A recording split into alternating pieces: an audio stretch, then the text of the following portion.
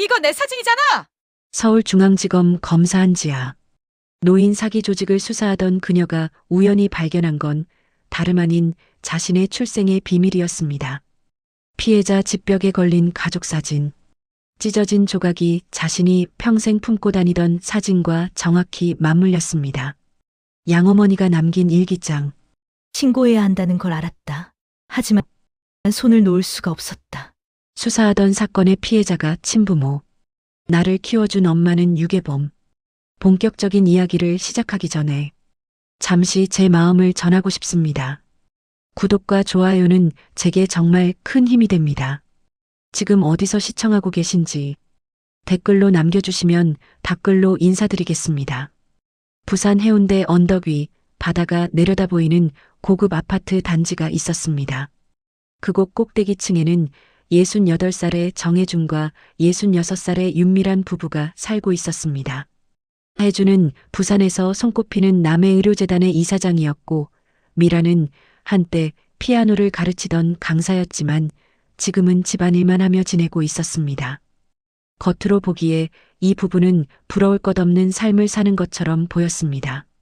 넓은 집, 바다 전망, 병원 재단까지. 하지만 그 화려한 껍데기 안에는 25년이라는 세월 동안 아물지 못한 상처가 깊이 박혀 있었습니다. 집 안복도 끝에는 작은 방이 하나 있었습니다.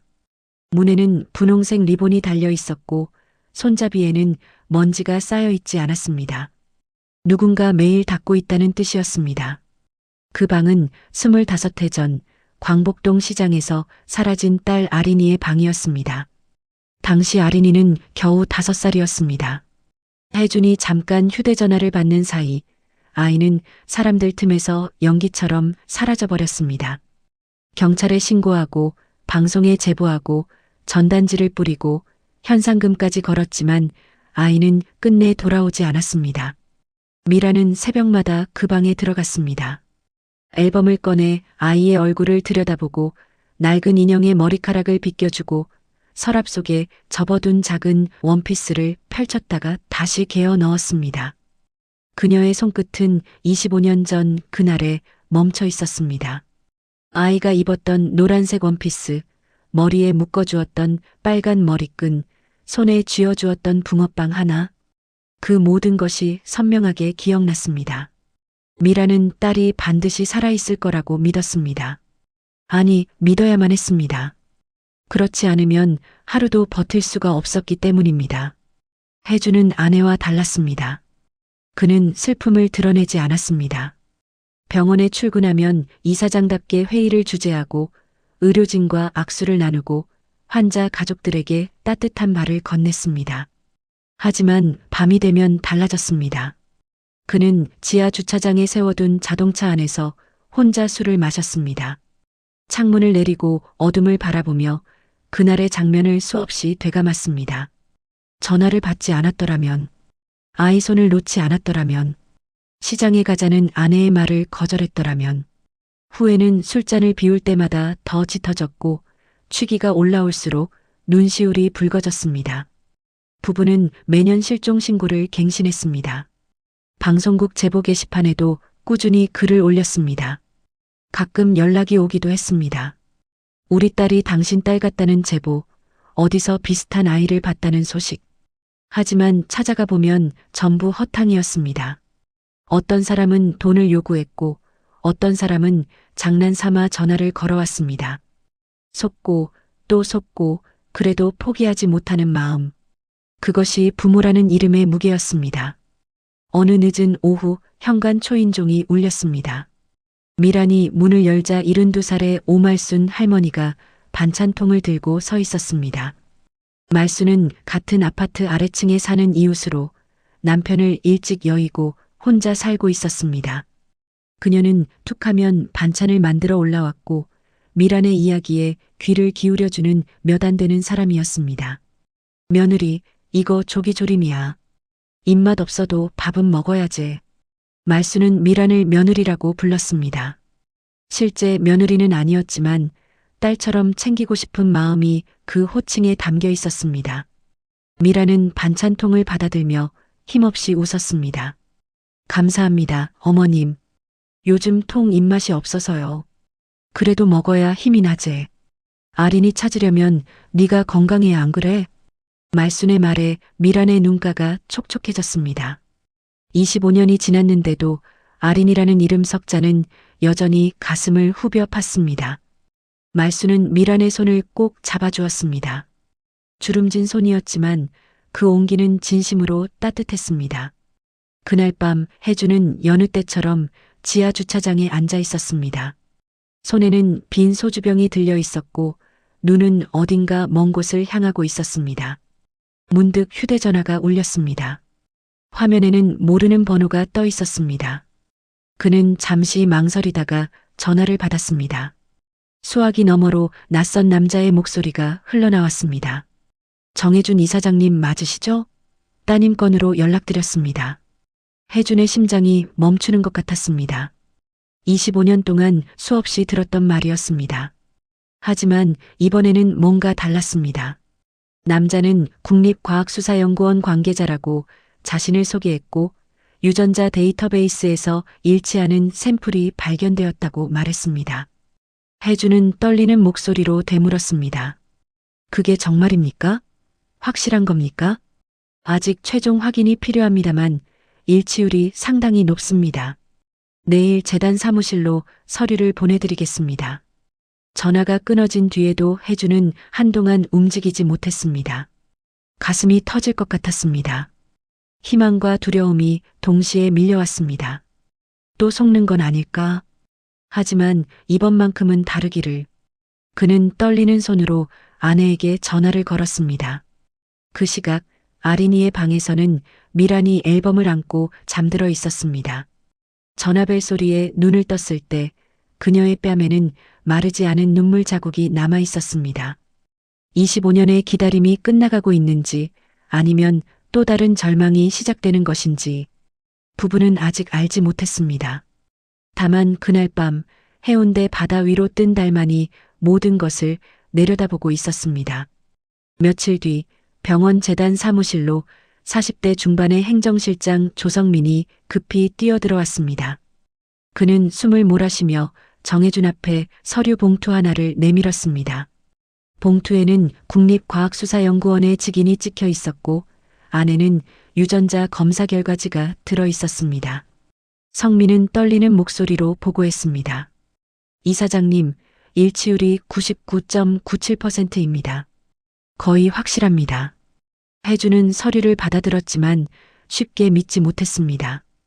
25년 동안 수십 번이나 속아왔기 때문입니다.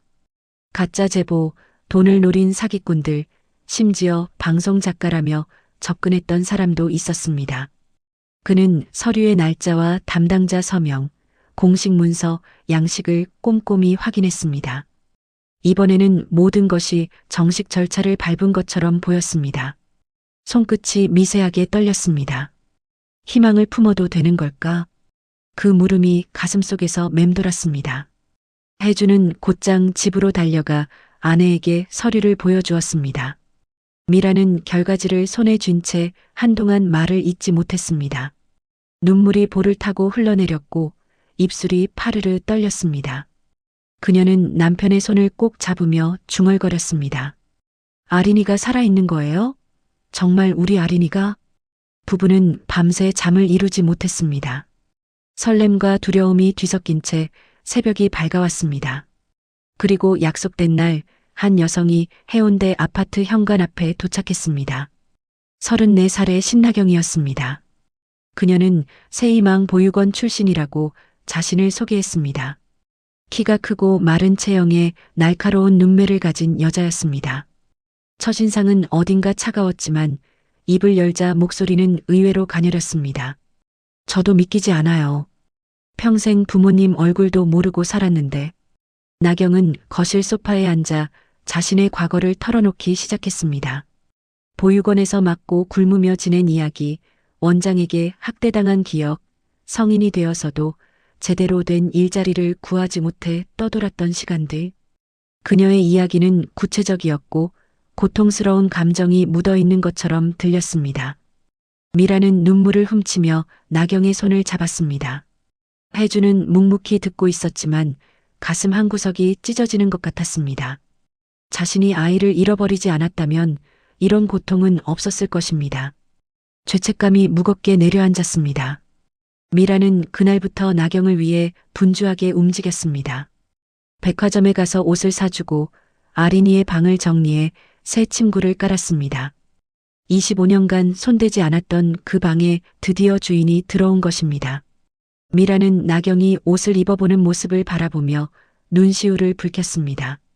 딸이 돌아왔다는 기쁨이 온몸을 감쌌습니다. 하지만 그 기쁨 뒤에는 미처 보지 못한 것들이 숨어 있었습니다. 나경은 집에 들어온 지 며칠 되지 않아 이상한 행동을 보이기 시작했습니다. 거실의 고가 가구들을 거칠게 다루었고 주방에서 그릇을 깨뜨려도 미안하다는 말 한마디 없었습니다. 밤늦게까지 베란다에 나가 휴대전화로 누군가와 통화를 했는데 목소리를 낮추고 있어 내용은 들리지 않았습니다. 간혹 들려오는 단어들은 금액과 관련된 것 같았습니다. 혜주는 그 모습을 우연히 목격하고 불편함을 느꼈습니다. 하지만 딸이 보육원에서 얼마나 힘들게 살았을지 생각하면 쉽게 지적할 수가 없었습니다. 어느 날 저녁 성민이 조심스럽게 혜준을 찾아왔습니다. 그는 목소리를 낮추며 말했습니다. 이사장님, 혹시 모르니까 한 번 더 확인해 보시는 게 어떨까요? 요즘 장기 실종 아동을 사칭하는 사기가 많다고 합니다. 혜주는 고개를 저었습니다. 공식 기관에서 온 유전자 검사 결과였기 때문입니다. 설마 그것까지 조작할 수 있겠느냐고 반문했습니다. 하지만 성민의 말이 마음 한구석에 작은 가시처럼 박혔습니다. 그날 밤 혜주는 나경이 통화하는 모습을 다시 한번 보게 되었습니다. 베란다 유리문 너머로 그녀의 입모양이 보였습니다. 분명히 웃고 있었습니다. 부모를 만난 감격과는 전혀 다른 종류의 웃음이었습니다. 혜주는 아내에게는 말하지 않았습니다. 미란이 얼마나 행복해하는지 알고 있었기 때문입니다. 25년간 무너져 있던 아내가 처음으로 환하게 웃는 모습을 보면서 그는 자신의 의심이 틀리기를 간절히 바랐습니다. 하지만 불안의 씨앗은 이미 심어져 있었고 밤이 깊어질수록 그 씨앗은 조금씩 뿌리를 내리고 있었습니다. 시간이 흐르면서 나경의 요구는 점점 노골적으로 변해갔습니다. 처음에는 용돈 정도로 시작했던 것이 어느새 한 달에 800만 원이 넘는 생활비로 불어났습니다. 백화점 카드 명세서에는 명품 가방과 시계, 고급 화장품 구매 내역이 빼곡히 적혀 있었습니다. 나경은 외제차를 사달라고 조르기 시작했고 당연한 권리인 것처럼 요구했습니다. 엄마, 친구들 만나러 갈 때 택시 타기 창피해요. 아빠 병원이 그렇게 크잖아요. 미라는 거절하지 못했습니다. 25년 동안 딸에게 해주지 못한 것들이 산더미처럼 쌓여 있다고 생각했기 때문입니다. 다른 아이들은 부모 품에서 좋은 것 입고 좋은 것 먹으며 자랐을 텐데 자기 딸은 보육원에서 굶주리며 맞았다는 사실이 가슴을 찔렀습니다. 미라는 남편에게 차를 사주자고 졸랐고 혜주는 한숨을 쉬면서도 결국 수입차 딜러에게 연락을 했습니다. 문제는 거기서 그치지 않았습니다. 나경은 병원 VIP 병실을 자신의 개인 공간처럼 사용하기 시작했습니다. 친구들을 불러 술자리를 벌였고 밤늦게까지 노래를 부르며 소란을 피웠습니다. 간호사들이 조심스럽게 제지하려 했지만 나경은 이사장 딸이라는 신분을 내세우며 막무가내로 굴었습니다. 환자 보호자들 사이에서 불만이 터져나왔고 일부는 병원을 옮기겠다며 항의했습니다. 어느 저녁 성민이 급히 혜준을 찾아왔습니다. 그의 얼굴은 창백했습니다. 이사장님, VIP 병동에서 큰일 났습니다. 따님, 친구분들이 술에 취해서 난동을 부리고 있어요. 혜준이 병원에 도착했을 때 복도에는 술 냄새가 진동하고 있었습니다. 병실 안에서는 젊은이 5-6명이 바닥에 앉아 고성방가를 하고 있었고 나경은 그 가운데서 술잔을 들고 웃고 있었습니다. 간호사 한 명이 울먹이며 혜준에게 다가왔습니다. 이사장님, 제가 말려봤는데 막무가내예요. 옆 병실 환자분이 잠을 못 주무신다고 하시는데도요. 혜주는 병실 안으로 들어가 나경의 팔을 잡았습니다. 목소리를 최대한 낮추며 말했습니다. 여기서 이러면 안 돼. 환자들이 있잖아. 나경은 아버지의 손을 뿌리치며 얼굴을 찡그렸습니다. 술 기운 탓인지 목소리가 높아졌습니다. 아빠 병원이잖아요. 내가 좀 쓰면 어때서요? 혜주는 할 말을 잃었습니다. 저 사람이 정말 내 딸인가? 그런 생각이 스쳐 지나갔지만 입 밖으로 꺼내지는 못했습니다. 결국 그는 친구들에게 택시비를 쥐어주고 자리를 정리시킨 뒤 나경을 데리고 집으로 돌아왔습니다. 차 안에서 나경은 아무 말 없이 창밖만 바라보았고 혜준 역시 침묵을 지켰습니다. 불편한 공기가 차 안가득 고여 있었습니다. 그 시각 집에서는 오말순 할머니가 반찬을 들고 찾아와 있었습니다. 미란이 문을 열었을 때 말순은 거실에 널브러진 술병과 과자 봉지, 낯선 젊은이들의 외투를 보고 당황했습니다. 미란은 허둥지둥 치우며 변명했습니다. 아, 아린이 친구들이 잠깐 다녀갔어요. 오랜만에 만났다고 해서요. 말순은 대꾸하지 않았습니다. 하지만 눈빛에는 걱정이 가득했습니다. 그녀는 반찬통을 건네며 조심스럽게 말했습니다. 며느리, 그 아가씨 말이다. 내가 봐서는 좀 이상한 것 같은데. 부모 찾았으면 감지덕지해야 할 거 아니가. 근데 왜 저리 아나무인이고? 미란의 표정이 굳었습니다. 딸에 대한 비판은 곧 자신에 대한 비판처럼 느껴졌습니다. 그녀는 애써 웃으며 대답했습니다.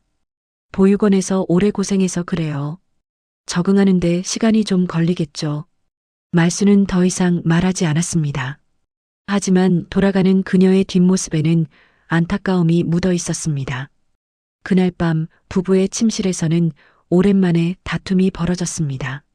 혜준이 오늘 병원에서 있었던 일을 이야기하자 미란이 발끈했습니다. 당신은 왜 맨날 아린이 흠만 잡아요? 그 애가 얼마나 힘들게 살았는데. 나도 안다고. 하지만 이건 정도가 너무 심해. 병원 이미지가 망가지고 있어. 병원이 뭐가 중요해요? 딸이 돌아왔는데.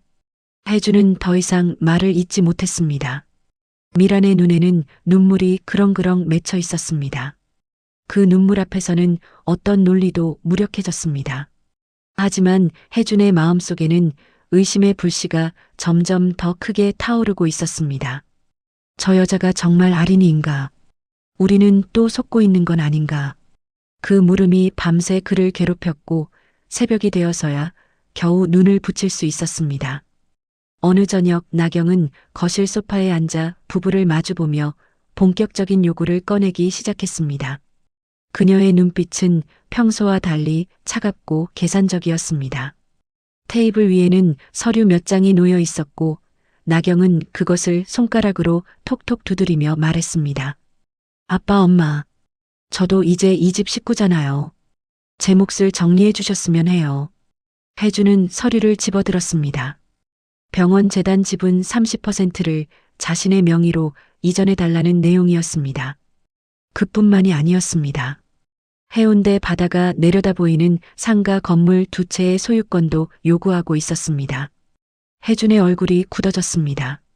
이건 단순한 용돈이나 차 한 대와는 차원이 다른 문제였습니다. 아리나, 이건 좀 생각해 봐야겠다. 재단 지분은 병원 운영과 직결되는 거야. 나경의 표정이 순식간에 변했습니다. 가녀린 목소리는 사라지고 날카로운 어조가 튀어나왔습니다. 아빠가 저를 잃어버렸잖아요. 25년 동안 저는 지옥에서 살았어요. 그 대가가 고작 이 정도도 안 된다는 거예요? 미란이 나경의 손을 잡으며 끼어들었습니다. 아리나, 아빠가 안 해주겠다는 게 아니야. 시간이 좀 필요하다는 거지. 하지만 나경은 시어머니의 손을 뿌리쳤습니다. 그녀는 자리에서 벌떡 일어나 휴대전화를 꺼내 들었습니다. 화면에는 인터넷 방송 앱이 띄워져 있었습니다. 좋아요. 그럼 저도 제 방식대로 할게요. 25년 전에 아이를 잃어버리고도 호화롭게 살았던 부모 이야기, 사람들이 관심 가지겠죠? 언론에도 연락해 볼까요? 혜준의 얼굴이 창백해졌습니다. 병원 재단의 이미지는 물론이고 지역 사회에서 쌓아온 신뢰가 한순간에 무너질 수 있는 위협이었습니다. 미라는 두 손으로 얼굴을 감싸며 울음을 터뜨렸습니다. 그녀에게 이 상황은 견디기 어려운 것이었습니다. 딸이라고 믿는 사람에게서 이런 말을 듣다니. 그날 밤 부부는 침실에서 오랫동안 이야기를 나눴습니다. 미라는 울면서 말했습니다. 여보, 우리가 잘못한 거잖아요. 아이를 잃어버린 건 우리 책임이에요. 아린이가 원하는 걸 들어줘야 하지 않을까요? 혜주는 고개를 저었습니다. 미라나, 나도 미안한 마음은 똑같아. 하지만 이건 정상이 아니야. 진짜 딸이라면 이렇게 협박하듯 요구하지 않아. 그럼 당신은 아린이가 가짜라는 거예요? 혜주는 대답하지 못했습니다. 확신이 없었기 때문입니다. 유전자 검사는 일치했고 공식 서류도 있었습니다. 하지만 직감은 계속 무언가 잘못되었다고 외치고 있었습니다. 한편 복도 끝 자기 방에서 나경은 누군가와 전화 통화를 하고 있었습니다. 목소리를 낮추고 있었지만 문틈으로 새어나오는 소리가 있었습니다. 형님, 집은 30%랑 건물 2채 얘기했어요. 늙은이들이 버티는데 며칠만 더 압박하면 될 것 같아요. 금액으로 따지면 한 500억은 넘을 거예요. 그 시각 성민은 사무실에서 야근을 하고 있었습니다. 그는 최근 들려오는 장기 실종 아동 사기 조직에 대한 기사를 검색하고 있었습니다. 유전자 검사까지 조작해서 부유한 노인들에게 접근한다는 수법이 눈에 들어왔습니다. 성민은 나경이 처음 왔을 때부터 느꼈던 이상함을 떠올렸습니다. 너무 능숙하게 감정을 조절하고 너무 빠르게 요구 수위를 높여가는 모습. 그는 관련 자료를 모으기 시작했습니다. 아직 확실한 증거는 없었지만 이대로 두고 볼 수는 없었습니다. 새벽녘 혜주는 잠들지 못한 채 거실 창가에 서 있었습니다. 해운대 바다 위로 희미한 빛이 퍼지고 있었습니다. 25년 전 그날도 이런 새벽이었습니다. 아이의 손을 잡고 시장에 갔던 그 아침, 그는 눈을 감았습니다. 진짜 아린이가 어딘가 살아있다면 지금 무엇을 하고 있을까? 그 생각이 가슴을 저며왔습니다. 서울 서초구에 위치한 서울중앙지검 건물. 그곳 5층 형사부 사무실에서 35살의 한지아 검사가 책상 앞에 앉아 서류를 검토하고 있었습니다. 지아는 또렷한 눈매와 단정하게 묶은 긴 머리카락이 인상적인 여성이었습니다. 그녀는 최근 노인 상대 사기 사건 전담반에 배치되어 전국에서 올라오는 관련 사건들을 분석하고 있었습니다. 책상 위에는 황금 코브라파라는 이름이 적힌 파일이 놓여 있었습니다. 이 조직은 장기 실종 아동을 사칭해 부유한 노인들에게 접근하는 수법으로 악명이 높았습니다.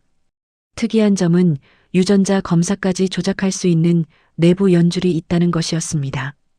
피해자들은 대부분 자식을 잃은 트라우마가 있는 고령층이었고 감정적으로 취약한 상태를 교묘하게 이용당했습니다.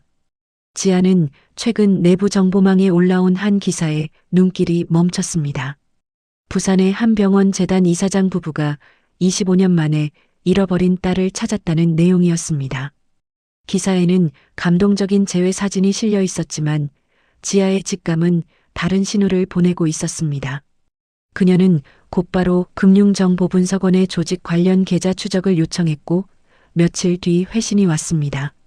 황금 코브라파와 연결된 계좌에서 최근 부산 지역으로 상당한 금액이 이동한 흔적이 발견된 것입니다. 지아는 후배 검사 노유리를 불렀습니다. 31살의 유리는 밝고 재치 있는 성격으로 사무실 분위기를 환하게 만드는 존재였습니다. 그녀는 지아의 책상 앞에 서서 파일을 받아들며 말했습니다. 선배, 이거 부산건이요? 병원 재단이면 돈이 꽤 되겠네요. 응. 패턴이 황금 코브라파랑 똑같아. 유전자 검사 일치, 보육원 출신 주장, 그리고 빠르게 올라가는 요구 수위. 유리는 고개를 끄덕이며 자료를 훑어보았습니다. 그러다 문득 지아의 왼팔을 흘끗 쳐다보았습니다. 긴 소매 블라우스 밑으로 살짝 보이는 흉터 자국이었습니다. 선배, 그 흉터 어떻게 생긴 거예요? 전에 물어보려다 말았는데 지아는 무의식적으로 소매를 내리며 대답했습니다. 어릴 때 화상 입었대. 근데 나도 정확히 기억이 안 나. 5살 이전 기억이 거의 없어서. 유리는 더 묻지 않았습니다. 하지만 지아의 머릿속에는 작은 파문이 일었습니다. 그녀에게는 5살 이전의 사진이 단 한 장도 없었습니다. 양어머니 한정숙은 시장에서 좌판을 하며 혼자 그녀를 키웠고 어린 시절에 대해 물으면 항상 말을 흐렸습니다. 정숙은 몇 해 전 암으로 세상을 떠났고 그 비밀은 함께 묻힌 것처럼 보였습니다. 지아는 개인적인 의문을 머릿속 한구석으로 밀어 넣었습니다. 지금은 수사에 집중해야 할 때였습니다. 그녀는 유리에게 지시했습니다. 세이망 보육원 관련 자료 확보해줘. 원장 마상구랑 조직 간 자금 흐름이 있는지 확인하고 나는 부산으로 내려가서 현장 수사 진행할게. 유리는 씩씩하게 대답했습니다. 알겠습니다, 선배. 털털 털어볼게요. 그날 밤 지아는 서울 집에서 출장 가방을 싸고 있었습니다. 서랍을 열다가 오래된 지갑이 손에 잡혔습니다. 그 안에는 낡고 빛바랜 사진 한 장이 들어 있었습니다. 사진의 반쪽은 깨끗하게 잘려나가 있었고 남은 부분에는 어린 여자아이의 옆모습만 희미하게 보였습니다. 양어머니가 남긴 유일한 어린 시절 흔적이었습니다. 지아는 사진을 한참 들여다보다가 지갑에 다시 넣었습니다. 창밖으로 서울의 야경이 펼쳐져 있었습니다. 수많은 불빛 속에서 그녀는 문득 외로움을 느꼈습니다. 자신이 누구인지 어디서 왔는지 모른 채 살아온 35해. 그 질문은 항상 가슴 한구석에 있었지만 바쁜 일상 속에서 묻어두고 살았습니다. 하지만 이번 부산 출장이 왠지 평범하지 않을 것 같은 예감이 들었습니다. 지아는 가방 지퍼를 닫으며 중얼거렸습니다. 황금 코브라파. 이번엔 끝까지 간다. 다음 날 아침 지아는 수사관 팀과 함께 부산행 기차에 올랐습니다. 차창 밖으로 스쳐 지나가는 풍경을 바라보며 그녀는 자신도 모르게 왼팔의 흉터를 어루만지고 있었습니다. 부산에 도착한 지아팀은 곧바로 수사에 착수했습니다.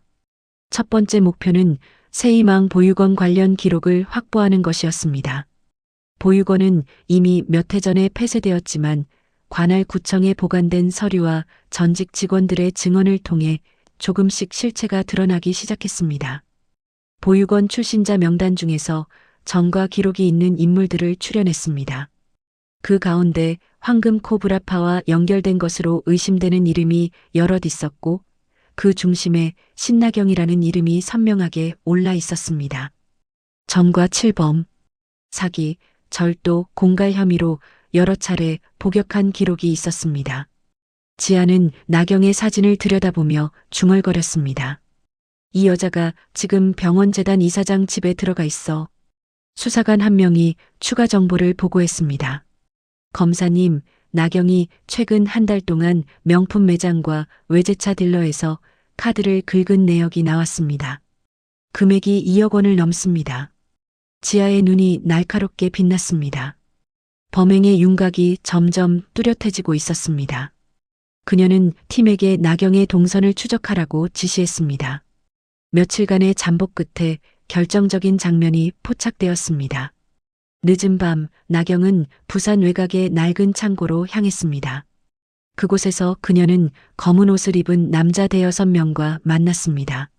망원 카메라로 촬영한 사진 속에서 나경은 서류 뭉치를 내밀며 무언가를 설명하고 있었고 남자들은 고개를 끄덕이며 계산기를 두드리고 있었습니다. 지아는 녹음 장비를 통해 희미하게 들려오는 대화를 들었습니다. 지분 30%면 시가로 300억은 넘어. 거기다 건물까지 먹으면 대박이야. 조직의 두목 곽태영의 목소리였습니다. 40대 후반의 그는 차가운 눈빛과 낮은 목소리로 부하들에게 지시를 내리고 있었습니다. 지아는 이 장면을 모두 기록했습니다. 증거는 충분히 쌓이고 있었습니다. 그 무렵 해운대 아파트에서는 위기의 순간이 다가오고 있었습니다. 나경의 압박은 날이 갈수록 거세졌고 결국 해준 부부는 병원 지분 양도 서류 앞에 앉게 되었습니다. 테이블 위에는 인감 도장과 서류가 놓여 있었습니다. 미라는 떨리는 손으로 도장을 집어들었습니다. 딸을 또 잃을까봐 두려웠기 때문입니다. 설령 의심이 있더라도 만에 하나 진짜 딸이라면 어쩌나 하는 생각이 그녀를 옥죄고 있었습니다. 혜준 역시 펜을 들고 있었습니다.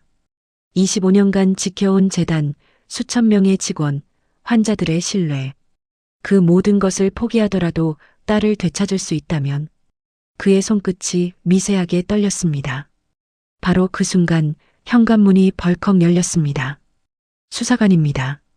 움직이지 마세요. 지아가 수사관들과 함께 거실로 들어섰습니다. 그녀는 검찰 신분증을 내보이며 나경을 향해 걸어갔습니다. 신나경 씨, 사기, 공갈, 유전자 검사 결과 조작 혐의로 긴급 체포합니다. 나경의 얼굴이 순식간에 일그러졌습니다. 그녀는 뒤로 물러서며 소리쳤습니다. 뭐라고요? 나는 이 집 딸이에요. 유전자 검사 결과도 있다고요. 지아는 냉정하게 서류를 내밀었습니다. 국과수에서 재검사를 진행했습니다. 당신과 정혜준 이사장 사이에는 혈연 관계가 전혀 없어요.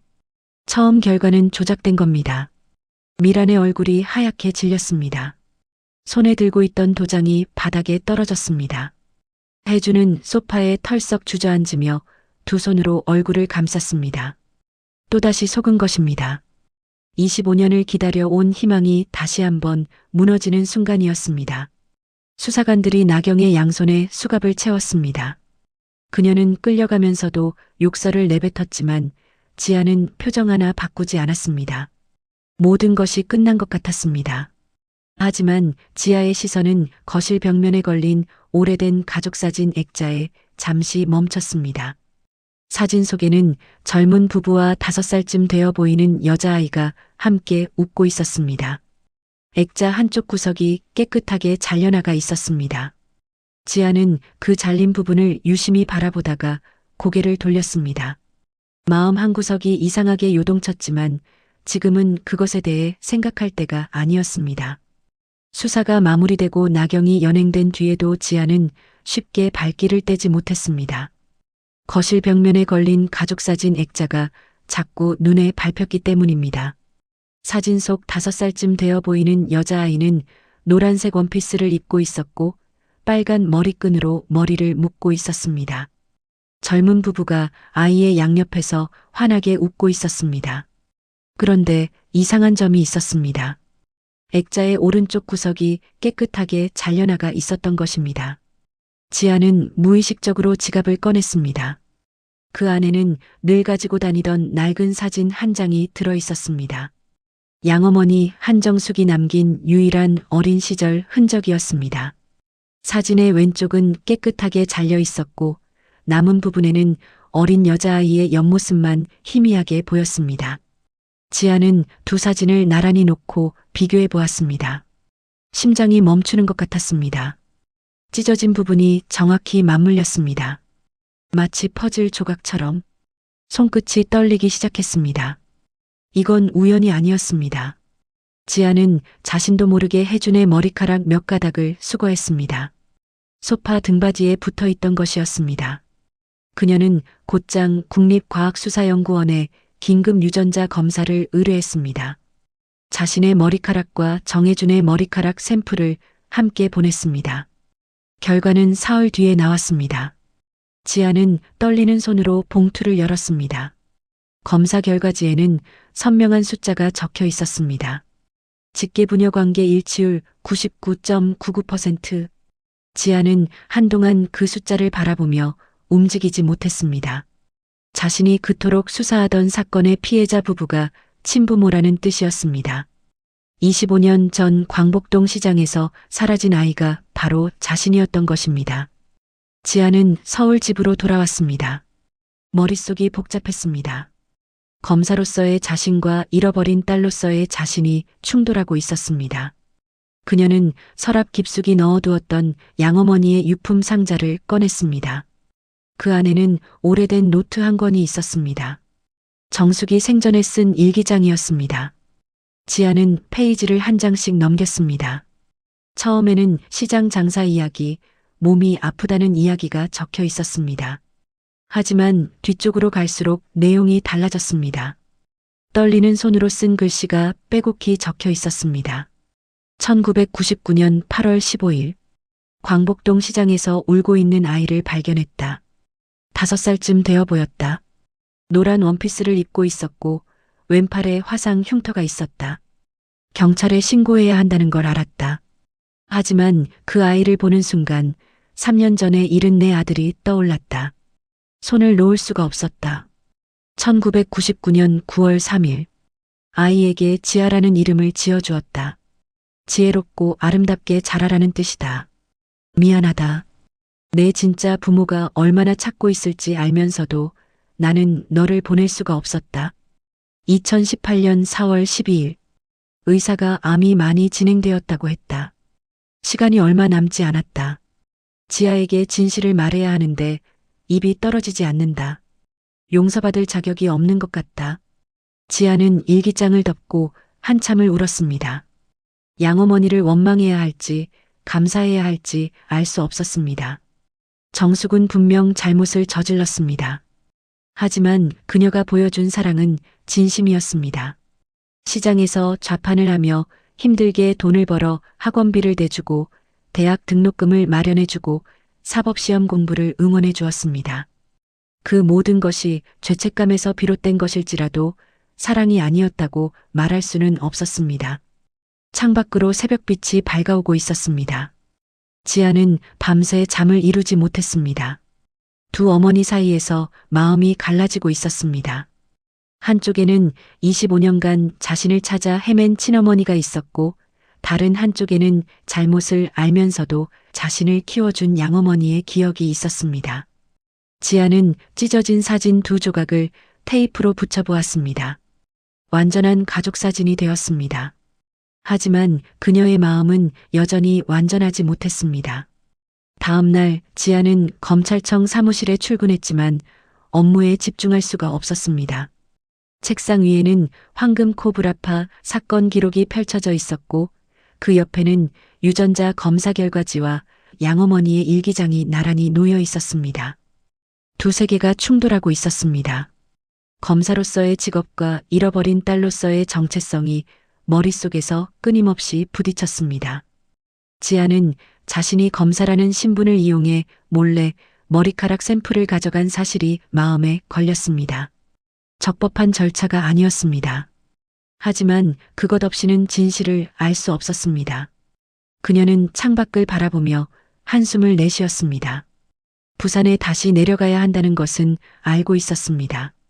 하지만 친부모 앞에 서서 무슨 말을 해야 할지 도무지 떠오르지 않았습니다. 한편 보석으로 풀려난 신나경은 위기에 처해 있었습니다. 황금 코브라파 내부에서 그녀에게 모든 책임을 떠넘기려는 움직임이 시작된 것입니다. 곽태영은 조직원들 앞에서 냉정하게 말했습니다. 나경이가 독단적으로 움직였어. 우리는 몰랐던 일이야. 알겠나? 나경은 분노했지만 항의할 수 없었습니다. 조직에서 버림받는다는 것은 곧 모든 죄를 혼자 뒤집어 쓴다는 뜻이었습니다. 그녀는 이를 악물었습니다. 이대로 끝날 수는 없었습니다. 마지막으로 정해준 부부에게서 무언가를 빼앗아야 한다는 생각만이 머릿속을 지배했습니다. 돈이든 복수든 무엇이든. 서울에서는 후배 검사 노유리가 세이망 보육원 과거 학대 사건을 별도로 파고들고 있었습니다. 그녀는 폐쇄된 보육원의 전직 직원들을 추적해 증언을 확보했습니다. 원장 마상구가 후원금을 횡령하고 아이들을 학대했다는 내용이 속속 드러났습니다. 더 충격적인 것은 그가 황금 코브라파와 연결되어 있었다는 사실이었습니다. 보육원 출신 아이들이 성인이 된 뒤 조직에 동원되어 노인 사기에 가담했다는 진술이 나왔습니다. 유리는 흥분된 목소리로 지아에게 전화했습니다. 선배, 대박이에요. 마상구랑 곽태영 사이에 자금이 오간 계좌 내역 확보했어요. 보육원이 사기 조직 인력 공급처였던 거예요. 지아는 전화를 받으며 고개를 끄덕였습니다. 잘했어. 계속 파봐. 이거 터지면 사회적으로 큰 파장이 있을 거야. 전화를 끊고 나서 지아는 다시 생각에 잠겼습니다. 나경도 결국 피해자였을지 모른다는 생각이 스쳤습니다. 부모에게 버림받고 보육원에서 학대받으며 자란 아이. 그 아이가 범죄자가 된 것은 전적으로 본인 책임일까요? 물론 범죄는 범죄였습니다. 하지만 그 뒤에 숨겨진 구조적인 문제가 보이기 시작했습니다. 그날 저녁 지아는 결심을 내렸습니다. 친부모에게 사실을 알리는 것이 옳다고 판단했습니다. 수사의 연장선이기도 했지만 무엇보다 양어머니에 대한 예의라고 생각했습니다. 정숙이 끝내하지 못한 고백을 대신 해주는 것. 그것이 두 어머니 모두에게 드리는 마지막 도리일 것 같았습니다. 지아는 부산행 기차표를 예매했습니다. 가방을 싸면서 찢어진 사진 2조각을 꺼내 다시 한번 바라보았습니다. 테이프로 붙인 사진 속에서 어린 자신이 웃고 있었습니다. 25년 전에 그 아이는 지금 자신이 어떤 사람이 되었는지 알까요? 검사가 되어 범죄자를 잡고 있다는 것을, 그리고 이제 곧 잃어버린 가족을 되찾으려 한다는 것을. 창밖으로 저녁 노을이 붉게 물들고 있었습니다. 지아는 깊은 숨을 내쉬며 가방 지퍼를 닫았습니다. 내일이면 해운대에 도착할 것입니다. 내일이면 친부모의 얼굴을 마주할 것입니다. 그리고 25년간 묻어두었던 진실이 마침내 밝혀질 것입니다. 두려웠습니다. 하지만 더 이상 미룰 수는 없었습니다. 지아가 해운대 아파트 현관 앞에 도착한 것은 해가 기울기 시작할 무렵이었습니다. 엘리베이터에서 내려 복도를 걸으면서 심장이 터질 것 같았습니다. 초인종을 누르기 전에 여러 번 숨을 고르며 마음을 다잡았습니다. 무슨 말을 해야 할지 수없이 연습했지만 막상 문 앞에 서니 모든 것이 하얗게 비어버렸습니다. 그때였습니다. 복도 끝에서 발소리가 들렸습니다.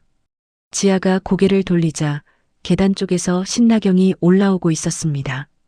그녀의 손에는 번쩍이는 것이 들려 있었습니다. 칼이었습니다. 나경의 눈은 광기로 번들거리고 있었고 얼굴은 창백하게 일그러져 있었습니다.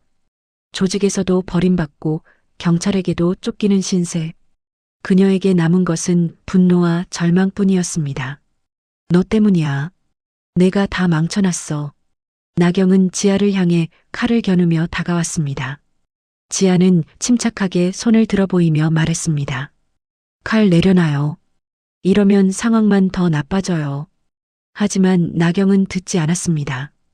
그녀는 비명을 지르며 지아에게 달려들었습니다. 지아는 몸을 피하면서 나경의 팔을 잡으려 했습니다. 둘 사이에 격렬한 몸싸움이 벌어졌습니다. 복도에서 쿵쾅거리는 소리가 울려 퍼졌고 그 소음에 아파트 문이 열렸습니다. 미란이 문을 열고 나왔습니다. 눈앞에 펼쳐진 광경에 그녀는 비명을 질렀습니다. 혜준도 뒤따라 나와 상황을 파악하고는 얼굴이 굳어졌습니다. 나경이 칼을 휘두르는 사이 지아의 왼팔 소매가 찢어졌습니다. 그 순간 팔뚝에 선명하게 드러난 것이 있었습니다. 커다란 화상 흉터였습니다. 미란의 눈이 그 흉터에 고정되었습니다. 숨이 멎는 것 같았습니다. 25년 전 아린이의 왼팔에도 똑같은 위치에 화상 흉터가 있었습니다. 2살 때 뜨거운 물에 데어 생긴 상처였습니다. 미라는 그 흉터의 모양을 결코 잊은 적이 없었습니다.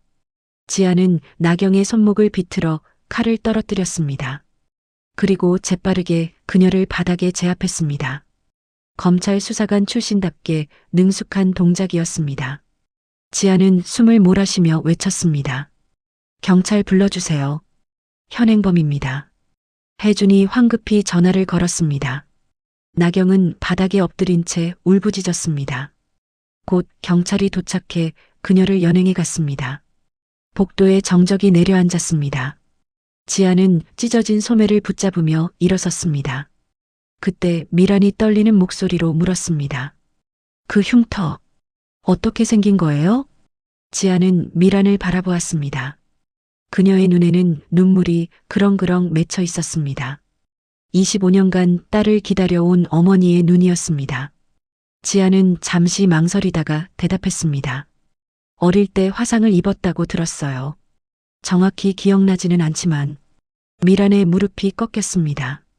혜준이 황급히 아내를 부축했습니다. 미란은 지아의 얼굴을 뚫어지게 바라보며 중얼거렸습니다. 아린이, 우리 아린이. 지아는 가방에서 유전자 검사 결과지와 찢어진 사진 2조각을 꺼냈습니다. 그리고 테이프로 붙인 사진을 부부 앞에 내밀었습니다. 혜준이 그 사진을 받아들고는 숨을 멈췄습니다. 거실벽에 걸린 액자와 똑같은 사진이었습니다. 잘려나갔던 부분이 완벽하게 맞물려 있었습니다. 지아는 떨리는 목소리로 말했습니다. 저도 며칠 전에 알았어요. 양어머니가 남긴 일기에 모든 게 적혀 있었어요. 광복동 시장에서 저를 발견했다고요. 신고해야 한다는 걸 알면서도 데려가 키웠다고요. 세 사람 사이에 무거운 침묵이 흘렀습니다. 미라는 눈물을 주체하지 못했고 혜주는 사진을 쥔 채 미동도 하지 않았습니다. 25년의 세월이 그 자리에 응축되어 있었습니다. 기다림과 그리움, 죄책감과 후회, 모든 감정이 뒤엉켜 말로 표현할 수 없는 무게가 되어 내려앉았습니다. 지아는 양어머니의 일기장을 조심스럽게 꺼내어 테이블 위에 올려놓았습니다. 이제 모든 진실이 드러날 차례였습니다. 그날 밤 세 사람은 거실에 마주 앉아 오랜 시간 이야기를 나눴습니다. 지아는 양어머니 정숙이 남긴 일기를 처음부터 끝까지 읽어드렸습니다. 시장에서 울고 있던 아이를 발견한 날의 기록, 신고해야 한다는 것을 알면서도 데려온 이유, 그리고 암 선고를 받고도 끝내 말하지 못한 죄책감까지. 미라는 일기를 들으며 소리 없이 울었고 혜주는 이를 악물며 눈물을 참았습니다. 지아는 조심스럽게 자신의 생각을 밝혔습니다. 저는 양어머니를 원망하지 않아요. 그분이 없었다면 제가 어떻게 됐을지 모르니까요. 하지만 친부모님을 찾게 해주지 않은 건 용서하기 어려운 일이기도 해요. 미란이 지아의 손을 꼭 잡았습니다. 주름진 손이었지만 그 온기는 25년 동안 품어온 그리움만큼이나 뜨거웠습니다. 아리나, 아니 지아야. 내가 살아있어서 고맙다. 그것만으로 충분해. 혜주는 한참 만에 입을 열었습니다. 미안하다. 그날 내 손을 놓은 게 평생 후회였어. 아버지 자격이 없다는 거 안다. 지아는 고개를 저었습니다. 아버지 탓이 아니에요. 누구도 예상 못한 일이었잖아요. 그 밤은 길었지만 어느 순간부터 무거운 공기가 조금씩 풀리기 시작했습니다. 세 사람은 서로의 25년을 조심스럽게 묻고 답했습니다.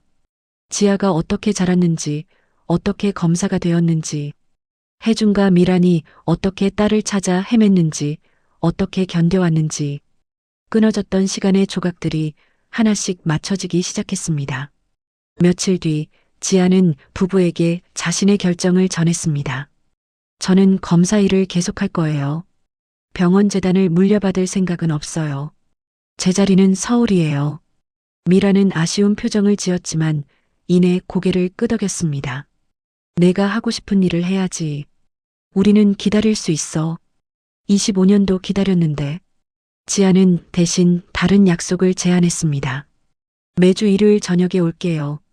함께 밥 먹어요. 그렇게 조금씩 알아가면 되잖아요. 혜준의 눈가가 촉촉해졌습니다. 딸이 완전히 돌아온 것은 아니었지만 그래도 이제 만날 수 있었습니다. 일요일마다 얼굴을 볼 수 있었습니다. 그것만으로도 충분히 감사했습니다. 첫 번째 일요일 저녁, 미라는 특별한 준비를 했습니다. 25년 전 딸이 사라지기 전에 담가두었던 장독대 된장을 꺼낸 것입니다. 오랫동안 혼자 관리해온 장독대는 아파트 베란다 한쪽에 자리 잡고 있었습니다. 미라는 그 된장으로 찌개를 끓였습니다. 나물을 무치고 생선을 구웠습니다. 25년 만에 딸을 위해 차리는 밥상이었습니다. 저녁 무렵 지아가 도착했습니다. 그녀의 손에는 꽃다발이 들려 있었습니다. 현관에서 신발을 벗으며 들어온 지아는 식탁 위에 차려진 음식을 보고 눈시울이 붉어졌습니다. 엄마가, 아니, 어머니가 이렇게까지 하실 필요 없는데. 미라는 웃으며 대답했습니다. 엄마라고 불러도 돼. 천천히 내 마음이 편할 때. 오말순 할머니도 반찬을 들고 찾아왔습니다. 그녀는 지아의 얼굴을 한참 들여다보더니 환하게 웃었습니다. 아이고, 진짜 딸이구나. 눈매가 아버지 닮았네. 어쩜 이렇게 곱게 컸노? 네 사람이 둘러앉은 식탁은 오랜만에 따뜻한 온기로 가득 찼습니다. 된장찌개가 보글보글 끓고 나물 향이 퍼지고 웃음소리가 울려 퍼졌습니다. 25년간 비어있던 자리가 마침내 채워지는 순간이었습니다. 한편 세이망 보육원 학대 사건과 황금 코브라파 사건은 언론에 크게 보도되었습니다. 원장 마상구는 아동학대와 후원금 횡령 혐의로 징역 15년을 선고받았고 두목 곽태영은 조직 범죄와 사기 혐의로 징역 20년이 구형되었습니다. 신나경 역시 공범으로 실형을 피할 수 없게 되었습니다. 재판 과정에서 지아는 피해 노인들과 보육원 출신 청년들의 진술을 꼼꼼히 챙겼습니다. 그녀는 자신이 겪은 혼란을 사회 구조의 문제와 연결해 바라보기 시작했습니다. 개인의 범죄 뒤에는 방치된 아이들과 무너진 복지 시스템이 있었습니다. 시간이 흐르면서 세 사람 사이의 서먹함은 조금씩 녹아갔습니다. 지아는 어머니를 엄마라고 부르기 시작했고 혜주는 딸의 손을 잡는 것에 익숙해졌습니다. 매주 일요일마다 해운대 아파트에는 된장찌개 냄새가 퍼졌고 웃음소리가 복도까지 새어나왔습니다. 어느 일요일 저녁 식사를 마친 뒤 지아가 베란다에 나갔습니다. 해운대 바다 위로 노을이 붉게 물들고 있었습니다. 미란이 다가와 딸의 옆에 섰습니다. 두 사람은 한동안 말없이 바다를 바라보았습니다. 엄마, 나 여기 있어요. 지아가 조용히 말했습니다. 미라는 딸의 손을 꼭 잡으며 대답했습니다. 알아. 이제 안 놓칠 거야. 바다 위로 해가 저물고 있었습니다. 25년의 공백은 하루아침에 메워지지 않겠지만 세 사람은 천천히 걸어가기로 했습니다. 매주 일요일 된장찌개가 끓는 식탁에서 서로의 이야기를 나누며 그렇게 가족은 다시 시작되고 있었습니다. 오늘의 이야기 어떠셨나요? 댓글에서 자유롭게 이야기해 주세요. 다음번에도 재밌는 이야기로 돌아오겠습니다.